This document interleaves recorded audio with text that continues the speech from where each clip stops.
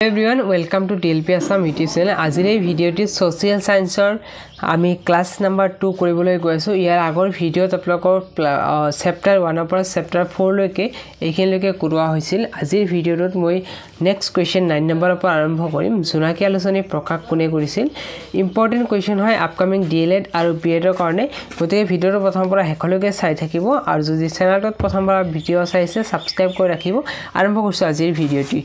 প্ৰথম কোৱেশ্চন জোনাকী আলোচনী প্ৰকাশ কৰিছিল কোনে? অসমীয়া ভাষা উন্নতি সাধিনী সভাই প্ৰকাশ কৰিছিল জোনাকী আলোচনীখন। মনত ৰাখিব অসম ছাত্ৰ সন্মিলন কেতিয়া গঠন কৰা হৈছিল? 1916 চনত অসম ছাত্ৰ সন্মিলন গঠন কৰা হৈছিল। অসম ছাত্ৰ সন্মিলনৰ মুখপত্ৰ কি আছিল? মিলন। মনত ৰাখিব এইবিলাক ইম্পৰ্টেন্ট হয়। নেক্সট সদৌ অসম ৰায়ত সভা কেতিয়া গঠন কৰা হৈছিল? 1933 চনত সদৌ অসম ৰায়ত সভা গঠন কৰা হৈছিল। আহোম সভা কাৰ নেতৃত্বত গঠন কৰা হৈছিল? এইটো হ'ব পদ্মনাথ গোহাঁই বৰুৱা আৰু যিজন প্ৰথমজন অসম সাহিত্য সভাৰ সভাপতি আছিল। আহোম সভা কেতিয়া গঠন কৰা হৈছিল? 1893 চনত আহোম সভা গঠন কৰা হৈছিল। যোৰহাট সাৰ্বজনিক সভা কাৰ নেতৃত্বত গঠন কৰা হৈছিল? জগন্নাথ বৰুৱাৰ নেতৃত্বত। Option number D correct answer হৈ যাব। নেক্সট কুৱেশ্চন হিন্দু সভ্যতা কেতিয়া পতন হৈছিল? তাৰ আগতে এইটো চেপ্টাৰ নম্বৰ 5 হ'ব। ভাৰত আৰু উত্তৰ পূৰ্বাঞ্চলৰ সাংস্কৃতিক ঐতিহ্য এইবোৰ ক্লাছ 10ৰ চেপ্টাৰৰ পৰা লোৱা হৈছে। হিন্দু সভ্যতা কেতিয়া আৱিষ্কাৰ হৈছিল? 4000 BC-ত হিন্দু সভ্যতা আৱিষ্কাৰ হৈছিল। নেক্সট কুৱেশ্চন হিন্দু সভ্যতা কেতিয়া পতন ঘটিছিল? 1500 BC-ত হিন্দু সভ্যতাৰ পতন ঘটিছিল। আদিবৈদিক যুগৰ সময়সীমা কিমান আছিল? 15000 BC-ৰ পৰা 1000 BC-লৈকে চলিছিল। অপশ্যন নম্বৰ এ কাৰেক্ট আনসাৰ হৈ যাব। নেক্সট পৰৱৰ্তী বৈদিক যুগৰ সময়সীমা কিমান বুলি ধৰা হৈছিল? 1000 BC-ৰ পৰা 600 BC কাৰেক্ট আনসাৰ হৈ যাব। আপোনালোকক মই স্পীডত কৰি আছোঁ যিহেতু আপোনালোকৰ এক্সামছ আহি আছে, গতিকে ৰিভিজন আকাৰে আপোনালোকে লৈ ল'ব ক্লাছটো। ভাৰতৰ সংবিধানৰ কিমানটা স্বীকৃতিপ্ৰাপ্ত ভাষা আছে? 22টা আছে। নেক্সট ভাৰত সম্বেদ অৰ্থাৎ ডিস্কভাৰী অফ ইণ্ডিয়া গ্ৰন্থৰ লেখক কোন হয়? জৱাহৰলাল নেহৰু। মনত ৰাখিব আপোনালোকৰ যদি কেতিয়াবা ডিস্কভাৰী অফ ইণ্ডিয়া নাথাকে ভাৰত সম্বেদ বুলি থাকে তেতিয়া মনত ৰাখিব সেইটো ডিস্কভাৰী অফ ইণ্ডিয়াৰ কথাই কোৱা হৈছে। আৰু ডিস্কভাৰী অফ ইণ্ডিয়াৰ অসমীয়া টাৰ্মছ হৈছে ভাৰত সম্বেদ আৰু ইয়াৰ জৱাহৰলাল নেহৰুৱে লিখিছিল। সত্যমে জয়তে বাণীটো কোনটো উপনিষদৰ পৰা লৈছে? মুণ্ডক উপনিষদ। এডিআৰিত কিন্তু এনেকুৱা কুৱেশ্যন বহুতবাৰ এডিআৰিত এইটো আহিছিলে। অজন্তাৰ যি গুহাসমূহ আছে গুহা চিত্ৰসমূহ ক'ত পোৱা যায়? মহাৰাষ্ট্ৰত পোৱা যায়। এইটো এডিআৰিত আহি গৈছিলে। নাট্যশাস্ত্ৰ লিখিছিল ভৰতমুনিয়ে। ইম্পৰ্টেণ্ট কুৱেশ্যন এইবিলাক। নেক্সট কথাকলি নৃত্যটো কোনখন ৰাজ্যৰ হয়? কথাকলি কেৰালা ৰাজ্যৰ হয়। নেক্সট আন্তঃৰাষ্ট্ৰীয় যোগ দিৱস কেতিয়া পালন কৰা হয়? 21 জুন 21 জুন তাৰিখে আন্তঃৰাষ্ট্ৰীয় যোগ দিৱস পালন কৰা হয়। আৰু হৰ্ণবিল ফেষ্টিভেল কেতিয়া পালন কৰা হয় বা ক'ত পালন কৰা হয়? নাগালেণ্ডত পালন কৰা হয়। আৰু কোন কেতিয়া পালন কৰা হয় সেইটো আপোনালোকে যদি জানে কমেণ্টত কমেণ্ট কৰি জনাব। আৰু মিজো শব্দৰ অৰ্থ কি? মিজো শব্দৰ অৰ্থ হৈছে পাহাৰৰ বাসিন্দা। নেক্সট সপ্তকাণ্ড ৰামায়ণ কোনে অসমীয়াত ট্ৰান্সলেট কৰিছে? এইটো মাধৱ কন্দলী এনসাৰ হৈ যাব। নেক্সট কুৱেশ্চন নম্বৰ 15 কথাগীতা ৰচক কোন হয়? কথাগীতা ৰচক হয় ভট্টদেৱ। বাগৰুম্বা বড়ো কমিউনিটিৰ এটা ট্ৰেডিশ্যনেল ডেন্স হয়। হস্তি বিদ্যানৱ সুকুমাৰ বৰকাইতে লিখিছিল। নেক্সট তলাতল ঘৰৰ কোনজন আহোম ৰজাই নিৰ্মাণ কৰিছে? সেইটো হ'ব ৰুদ্ৰসিংহ। নেক্সট কুৱেশ্চন ভাৰত ভূগোলৰ চেপ্টাৰ 1 অৰ্থনৈতিক ভূগোল। ভূগোলৰ বহল ভিত্তিত কেইটা ভাগত ভাগ কৰা হৈছে? দুটা ভাগত ভাগ কৰা হৈছে। তলৰ কোনটো কাম প্ৰাথমিক বৃত্তিৰ ভিতৰত পৰা? কৃষি কামটো হৈ যাব প্ৰাথমিক বৃত্তি। নেক্সট কুৱেশ্চন বেংক হৈছে এবিধ চতুৰ্থ বৃত্তিক হয়। চতুৰ্থ বৃত্তিক মনত ৰাখিব। নেক্সট মানুহৰ জীৱন ধাৰণৰ বাবে প্ৰয়োজনীয় সকলোবোৰ বস্তুৱে সম্পদ হয়। মানুহৰ যিবিলাক প্ৰয়োজনীয় বস্তু হয় সেইবিলাকৰ সম্পদ বুলি কয়। কোনটো অনবীকৰণযোগ্য সম্পদ? অনবীকৰণযোগ্য সম্পদ মানে কি হয়? যিবোৰ সম্পদ এবাৰ ব্যৱহাৰ কৰাৰ পিছত শেষ হৈ যায়, গতিকে প্ৰাকৃতিক গেছ হৈ যাব। নেক্সট IUCN ইয়াৰ গঠন কেতিয়া হৈছিল? 1948 চনত হৈছিল। মনত ৰাখিব 1948 চনত IUCN গঠন হৈছিল। IUCNৰ অন্তৰ্গত কোনটো সংস্থা হয়? UNO এইটো হয় IUCNৰ সংস্থা হয়। IUCNৰ যি গঠন আছে কোনখন দেশত গঠন কৰা হৈছিল? সেইটো হ'ব ফ্ৰান্সৰ হৈ যাব ফ্ৰান্সত। নেক্সট তলৰ কোনটো লুপ্তপ্ৰায় প্ৰাণী হয়? লুপ্তপ্ৰায় প্ৰাণী হৈছে নলগাহৰি। তলৰ কোনটো মানৱসৃষ্ট সম্পদ হয়? মানৱসৃষ্ট সম্পদ হ'লে জলসিঞ্চন নলা হ'ব। বাকীবিলাক সেইবিলাক প্ৰাকৃতিক সম্পদ হৈ যাব। তলৰ কোনটো অজীৱী সম্পদ? অজীৱী সম্পদ যাৰ মানে জীৱ নাই সেইটোক অজীৱী সম্পদ বুলি কোৱা হয়। ভাৰত বন গৱেষণা আৰু শিক্ষা সন্থা কেতিয়া গঠন কৰা হৈছিল 1946 চনত গঠন কৰা হৈছিল নেক্সট কোৱেশ্চন তলৰ কোনটো এটা তৃতীয়ক বৃত্ত হয় তৃতীয়ক বৃত্তটো পৰ্যটন বৃত্ত কৃষি বৃত্তটো আগতে কোৱা হল 1 নম্বৰ বৃত্তত পৰে মাছ ধৰা এইবিলাক আৰু শিশু শিল্প উদ্যোগ এইবিলাক প্ৰাথমিক বৃত্তিৰ ভিতৰতে পৰিব পৰ্যটন বেংক বৃত্তিটো চতুৰ্থ বৃত্তিত পৰিছে মাছ ধৰা এইবিলাক প্ৰথমত পৰিব নেক্সট কোৱেশ্চন ভূগোলৰ কোনটো ভাগে সম্পদ আৰু মানুহৰ কাম কাজৰ বিষয়ে আলোচনা কৰে অৰ্থনৈতিক ভূগোলে নেক্সট কোৱেশ্চন পৰিৱেশ আৰু পৰিৱেশৰ সমস্যা চেপ্টাৰ নম্বৰ 2 পৰা লোৱা হৈছে পৰিৱেশৰ প্ৰধান মণ্ডল কেইটা চাৰিটা মণ্ডল হয় ট্ৰপোস্ফিয়াৰ ষ্ট্ৰেটোস্ফিয়াৰ মেসোস্ফিয়াৰ আৰু আয়নোস্ফিয়াৰ হয় নেক্সট কোৱেশ্চন ভূপৃষ্ঠৰ কিমান শতাংশ স্থলভাগে আগুৰি আছে 29% আৰু 71% জলভাগে আগুৰি আছে কোৱেশ্চন নম্বৰ 3 দিয়ে আছিল বায়ুমণ্ডলতকৈ বেছি পৰিমাণ থকা মোষ্ট এমাণ্ডেন্ট গেছ হৈছে নাইট্ৰজেন আৰু ইয়াৰ 78% নাইট্ৰজেন থাকে বায়ুমণ্ডলত মনত ৰাখিব এইটো কিন্তু ডিএলএত খুব ইম্পৰ্টেন্ট বাৰে আহি থাকে সায়েন্সৰ পৰা এনেকুৱা ধৰণৰ কোৱেশ্চন বিলাক ইম্পৰ্টেন্ট হয় নেক্সট কোৱেশ্চন স্বাভাৱিক অৱস্থাত বায়ুমণ্ডলত কিমান শতাংশ কাৰ্বন ডাই অক্সাইড থাকে 0.07% যদি আপোনালোক কেতিয়াবা 1% বুলি থাকে হেতু আপোনালোক কাৰেক্ট হৈ যাব যদি কম শতাংশৰ অপচন বিলাকত নাথাকে নেক্সট কোৱেশ্চন পৃথিৱীৰ স্থলভাগৰ কিমান শতাংশতে মৰুভূমি আগুৰিছে 20% মৰুভূমি আগুৰিছে অত্যাধিক মৰুকৰণৰ কাৰণ কি হয় অত্যাধিক পশুচাৰণ যদি এটা ঠাইত বেছি পৰিমাণে পশুচাৰণ কৰা তাৰ মাটি উৰ্বৰতা হ্ৰাস পায় তাৰ ফলত মৰুকৰণ হৈ যায় নেক্সট তলৰ কোনটো এটা গ্ৰীণ হাউস গেছ নহয় গ্ৰীণ হাউস গেছটো কোনটো গ্ৰীণ হাউস গেছ হয় সোধা হৈছে কাৰ্বন ডাই অক্সাইড এক প্ৰকাৰৰ গ্ৰীণ হাউস গেছ হয় গ্ৰীণ হাউস গেছ মানে যিবিলাক গেছে ওজন স্তৰৰ লেয়াৰ বিলাকক ডেষ্ট্ৰয় কৰি আছে সো তেনেকুৱা গেছ বিলাকক গ্ৰীণ হাউস গেছ বুলি কয় নেক্সট কোৱেশ্চন তলৰ কোনটো জলপ্ৰদূষণৰ প্ৰধান কাৰণ নহয় বুলি কোৱা হৈছে এটো হ'ব ঔদ্যোগিক ধোঁৱাটো এটা বায়ু প্ৰদূষণৰ কাৰণ হয় এটো এটা জল প্ৰদূষণৰ কাৰণ নহয় এতিয়া ভাৰতৰ কোনখন নদী সৰ্বাধিক প্ৰদূষিত হৈছে গংগা ৰিভাৰ বেছিকৈ লেতেৰা হৈছে নেক্সট পৃথিৱী ভূগোল পৃথিৱীৰ স্থলভাগ কিমানটা মহাদেশ আছে মহাদেশ হৈছে 7টা আৰু মহাসাগৰ হৈছে 5টা অপচন নম্বৰ 2 হৈ যাব এ হৈ যাব 2 ৰ ইয়াতে মহাসাগৰৰ কথা কৈছে ইয়াতে মহাদেশৰ কথা কৈছে পৃথিৱী আটাইতকৈ ডাঙৰ মহাদেশ হৈছে এছিয়া মহাদেশ নেক্সট কোৱেশ্চন পৃথিৱীৰ আটাইতকৈ সৰু মহাদেশ হৈছে ওশেনিয়া মহাদেশ নেক্সট পৃথিৱী নহয় ইয়াতে আটাইতকৈ লিখা আছে গতিকে পৃথিৱী বুলি থাকিব পাৰে অপচন পৃথিৱীৰ আটাইতকৈ ডাঙৰ মহাসাগৰখন হৈছে প্ৰশান্ত মহাসাগৰ আৰু আটাইতকৈ সৰু মহাসাগৰ হৈছে উত্তৰ মহাসাগৰ বা উত্তৰ আমেৰিকা মহাসাগৰ এনেকুৱা থাকিব আপোনালোকৰ অপচন পৃথিৱীৰ মুঠ মাটিকালি কিমান পৃথিৱীৰ মুঠ মাটিকালি হৈছে 510 নিযুত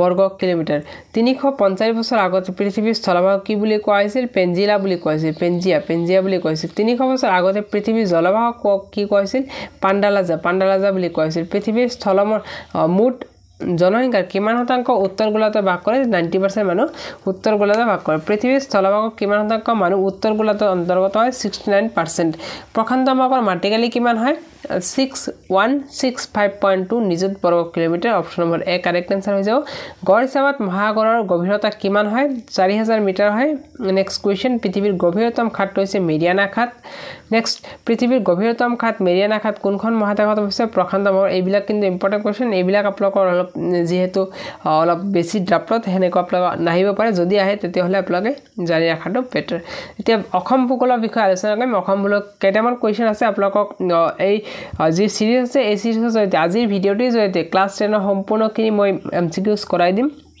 আপোনালোকে এইখিনি ৰিভিজন কৰিব 2-3 বাৰ আপোনালোকে ইয়াৰ পৰা কমন পাই যাব কিন্তু তাৰ আগতে আপোনালোক আৰু এটা ইনফৰমেশন দি হৈছে যদি আপোনালোকে ডিএলএড বা প্ৰিপাৰেচন কৰি আছে তেতিয়াহলে আপোনালোকে এটা ই-বুক পাৰচেজ কৰিব পাৰে যেটো ই-বুকৰ প্ৰাইস আপোনালোকক খুবেই কম হয় মাত্ৰ 105 টকা পেমেন্ট কৰি আপোনালোকে ই-বুকটো কিন্তু লৈ ল'ব পাৰে তাতে সকলোখিনি সাবজেক্ট কভাৰ কৰা হৈছে social science EVS English maths reasoning সকলোখিনি আছে আপোনালোকে পাৰচেজ কৰিব পাৰে আৰু পাৰচেজ কৰিব পাৰে আপোনালোকে WhatsApp কৰিব পাৰে 7664024838 এইটো নম্বৰ আপোনালোকে WhatsApp কৰিব পাৰে 83 লাষ্টত 8 আছে 838 হা আপোনালোকে এইটো নম্বৰ মই স্ক্ৰিনত লগাই দিম নম্বৰটো মই লগতে আপোনালোকে ডেসক্ৰিপচনৰ পৰা আপোনালোকে WhatsApp যদি আপোনালোকে নকৰে তেতিয়াহলে ডেসক্ৰিপচনৰ পৰা বাই লিংকত ক্লিক কৰি অনলাইন পেমেন্টটো কৰি আপোনালোকে কিন্তু পাৰচেজ কৰিব পাৰিব লগতে লগে পিডিএফটো ডাউনলোড হৈ যাব আৰু যদি আপোনালোকে কিবা অসুবিধা পায় তেতিয়াহলে আপোনালোকে 7664024838 নম্বৰত আপোনালোকে WhatsApp কৰিব এতিয়া আৰম্ভ কৰিছো কোৱেশ্চন আনসাৰ এতিয়া প্ৰথম কোৱেশ্চন অসমৰ কোনখন ৰাজ্য ভাৰতৰ উত্তৰ পূবৰ দুৱাৰ বুলি কোৱা হয় এটো অসম হৈ যাব উত্তৰ পূবৰ দুৱাৰ বুলি ক'লে অসমক বুজা হয় আৰু অসমৰ যদি উত্তৰ পূবৰ দুৱাৰ বুলি কোৱা হয় তেতিয়া গুৱাহাটী হৈ যাব ভাৰতৰ মুঠ মাটিকালি কিমান শতাংশ অসমে আগৰি আছে 2.42 ইম্পৰ্টেন্ট কোৱেশ্চন বিলাক ভাৰতৰ মুঠ জনসংখ্যা কিমান শতাংশ অসমত বাস কৰে ভাৰতৰ মুঠ জনসংখ্যাৰ 2.6% মানুহ অসমত বাস কৰে 2.6% মানুহ অসমত বাস কৰে আৰু 4% মানুহ কি অসমৰ মুঠ মাটিকালিৰ ভাৰতৰ মুঠ মাটিকালি 2.3% মানুহ মাটিকালি অসমে কভাৰ কৰিছে নেক্সট 2.4 আপোনালোকে 3 কেতিয়াবা থাকিব পাৰে অপচনছত গতিকে হেবিলাক চাই লব অসমৰ সাক্ষৰতা হাৰ কিমান হয় 72.19 বা কেতিয়াবা 73 থাকিব পাৰে 73 যদি থাকে 73ত ক্লিক কৰিব 72 আছে 72.19 আছে এটো কাৰেক্ট আনসাৰ এটো 72.19 নেক্সট অসমৰ জনসংখ্যাৰ প্ৰতি 1000 জন পুৰুষৰ বিপৰীতে কিমান জন মহিলা আছে এটো হ'ব 958 জন অপশন নম্বৰ 1 কাৰেক্ট হৈ যাব অসমৰ মুঠ মাটিকালি কিমান এটো ভিসিডিসি এক্সামত কিন্তু আছিল 78438 কিলোমিটাৰ বৰ্গ কিলোমিটাৰ হয় অসমৰ আটাইতকৈ জনবহুল নগৰখন কি হয় গুৱাহাটী হয় বা আপোনালোকক কামৰূপ মেট্ৰ বুলি থাকিব পাৰে কেতিয়াবা অসমৰ দ্বিতীয়খন জনবহুল নগৰ কি হয় শিলচৰ হয় শিলচৰত সেকেন্ড লাৰ্জেষ্ট পপুলেশন আছে 2011 লোকগণনা মতে বা লোকপিয়ৰ মতে অসমৰ জনসংখ্যা ঘনত্ব কিমান 358 জন বা 358 বুলি থাকিব তে 2011 লোকগণনা মতে বা লোকপিয়ৰ মতে অসমৰ মুঠ জনসংখ্যাৰ বৃদ্ধিৰ হাৰ কিমান বৃদ্ধিৰ হাৰ হৈছে 17.0% আৰু এই বৃদ্ধিৰ কাৰণটো আপোনালোকৰ এমসিকিউছত আহিব পাৰে ইয়াৰ কাৰণটো বিভিন্ন ধৰণৰ কাৰণ হ'ব পাৰে জনসংখ্যা বৃদ্ধি হোৱাৰ জনপ্ৰব্ৰজন হ'ব পাৰে নেক্সট আপোনালোকৰ জন্ম মৃত্যু হাৰ আৰু যি বহিৰাজ্যৰ পৰা অহা মাইগ্ৰেন্ট জনপ্ৰব্ৰজনৰ কথা ক'লো বাংলাদেশৰ পৰা অবৈধিকভাৱে যিবিলাক ব্যক্তি অসমত প্ৰৱেশ কৰিছে তাৰ কাৰণে জনসংখ্যা কিন্তু বৃদ্ধি হৈ আছে ব্ৰহ্মপুত্ৰ উপত্যকা অসমৰ মুঠ জনসংখ্যা কিমান শতাংশ মানুহ বাস কৰে 85% মানুহ ব্ৰহ্মপুত্ৰ উপত্যকাত বাস কৰে 2011 চন লোকপিয়ৰ মতে ব্ৰহ্মপুত্ৰ উপত্যকা অঞ্চলৰ জনসংখ্যাৰ ঘনত্ব কিমান 470 অসমৰ আটাইতকৈ জনবহুল নগৰ বা জিলাখনৰ নাম কি অসমৰ আটাইতকৈ বেছি জনসংখ্যা থকা জিলা হৈছে নগাঁও ডিস্ট্ৰিক্ট নেক্সট অসমৰ আটাইতকৈ কম জনসংখ্যা থকা জিলাখন হৈছে ডিমা হাছাও ডিস্ট্ৰিক্ট ডিমা হাছাও যেহেতু পাহাৰীয়া হিলছ এৰিয়া হয় নেক্সট ডিমা হাছাও জিলাৰ জনসংখ্যা কিমান ঘনত্ব কিমান হৈছে 44 জন জনসংখ্যা ঘনত্ব ৰাজনৈতিক বিজ্ঞানৰ অলমোস্ট কমপ্লিটলি হ'বলৈ গৈ আছে আপোনালোকে ভিডিঅটো স্কিপ নকৰিব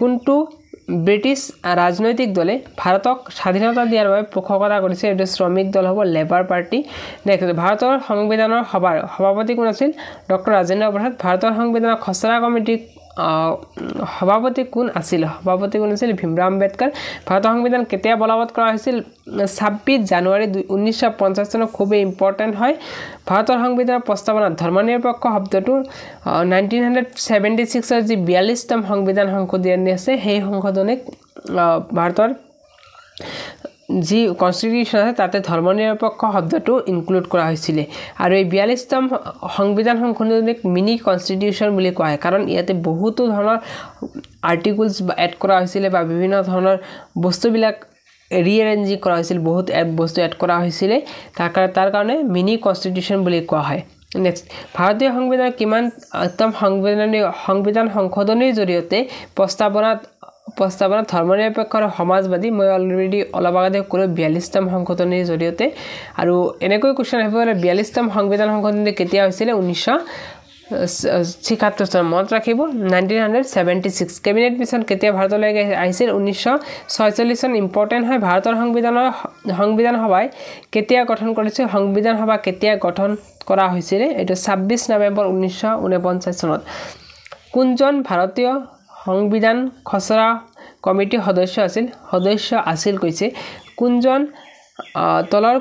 ভাৰতীয় সংবিধান খচৰা কমিটি সদস্য আছিল ৰাজেন্দ্ৰ প্ৰসাদ জৱাহৰলাল নেহৰু চৰ্দাৰ পেটেল আৰু কেএম মুন্সি এৰ কাৰেক্ট আনসাৰ হৈ যাব কেএম মুন্সি দেশ এখনৰ ৰাষ্ট্ৰপ্ৰধানৰ জনসাধাৰণ নিৰ্বাচন কৰে গণতান্ত্ৰিকভাৱে ডেমক্ৰেটিকভাৱে ভাৰতবৰ্ষ এখন সাৰ্বভৌমিক ৰাষ্ট্ৰতন্ত্ৰক বা ইয়াতে কি হ'ব ৰাজতান্ত্ৰিক ৰাষ্ট্ৰ নহয় ভাৰতবৰ্ষ এখন যেহেতু গণতান্ত্ৰিক ৰাজ্য হয় ফেডাৰেশন যুক্তৰাষ্ট্ৰ শব্দটো কোনটো ভাষাৰ পৰা আহিছে যুক্তৰাষ্ট্ৰ শব্দটো লেটিন ভাষাৰ পৰা আহিছে লেটিন শব্দ ফিউডাছৰ অৰ্থ কি হয় চুক্তি যুক্তৰাষ্ট্ৰ গৃহভূমি বুলি আমেৰিকাক জনা যায় ভাৰতৰ সংবিধান নিৰ্মাণ কৰাসকল নিৰ্মাতাসকলে কোনখন ৰাষ্ট্ৰৰ সংবিধান অনুসৰি ভাৰতত যুক্তৰাষ্ট্ৰীয় ব্যৱস্থা প্ৰণয়ন কৰিছে কানাডা নেক্সট ভাৰতক এখন ৰাজ্যসমূহৰ অংগ বুলি সংবিধানৰ কোনটো অনুচ্ছেদত কোৱা হৈছে নাম্বাৰ 1 আৰ্টিকলত কোৱা হৈছে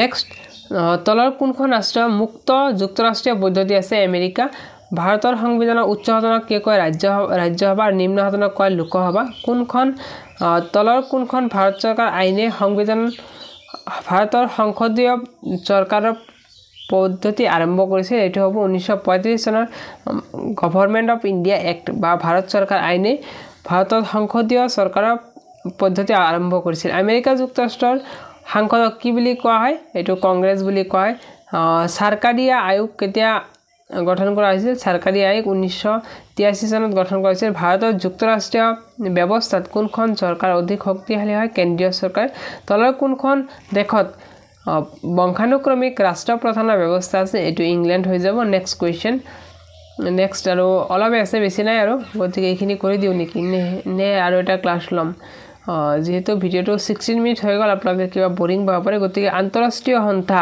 আৰু ৰাষ্ট্ৰৰ অন্যান্য ৰাষ্ট্ৰসংঘৰ অন্যান্য এইখিনি আপোনালোক নেক্সট ক্লাছত কৰাই দিম গতিকে আপোনালোকক এইখিনি দি দিলো আপোনালোকে যদি এই পিডিএফটো পাব বিচাৰে তেতিয়াহ'লে আপোনালোকে মোৰ যি টেলিগ্ৰাম গ্ৰুপ আছে টেলিগ্ৰাম গ্ৰুপত জয়েন হৈ থাকিব তাতে মই পিডিএফটো আপলোড কৰাই দি ৰাখিম আৰু আগৰ ক্লাছসমূহ দিয়া হৈছে আৰু ইনফৰমেশ্যনটো আকৌ এবাৰ দি যাব বিচাৰিছো যদি আপোনালোকে ভিডিওটো চাই আছে যদি আপোনালোকে ডিএলএড বাবে প্ৰিপাৰেচন কৰি আছে তেতিয়াহ'লে আপোনালোকে নিশ্চিন্তে 7664048388 এইটো নম্বৰত আপোনালোকে হোৱাটছআপ কৰি ইবুকটো পাৰচেজ কৰিব পাৰে যিটো প্ৰাইস আপোনালোক খুবেই কম 105 টকা মাত্ৰ পেমেন্ট কৰি আপোনালোকে লৈ ল'ব পাৰে বা আপোনালোকে ডেসক্ৰিপচনত লিংকৰ পৰা ডাইৰেক্টলি বাই কৰিব পাৰে ভিডিওটো চাই ধন্যবাদ থ্যাংক ইউ